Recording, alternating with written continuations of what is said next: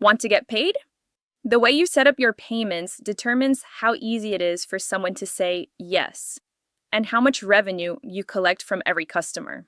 One-time payments, order bumps, VIP upgrades, recurring subscriptions, these aren't just fancy features. They are tools for making more money and helping more people access what you offer.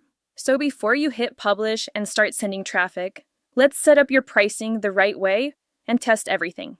Because a broken checkout is a silent business killer. Start inside your Pagewheel dashboard. Go to your products and open the website where you want to sell your product. At the top of the page, you can set your price and currency. Notice what happens in the buttons if you say it has a price. That price is reflected throughout the page automatically.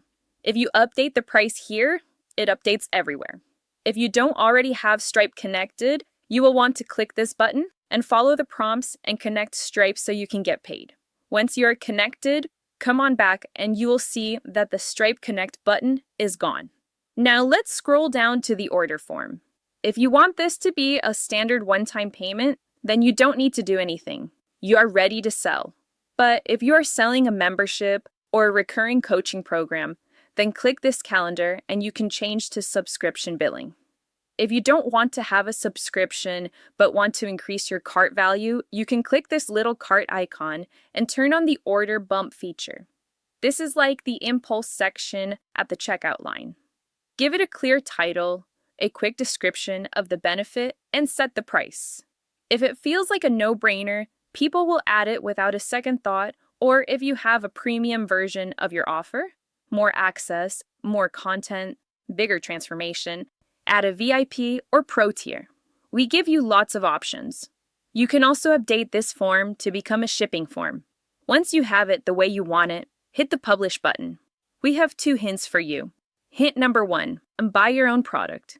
Make sure the whole process works, that you can open the page, that you see the purchase in your backend, that the delivery email and receipt are sent your way.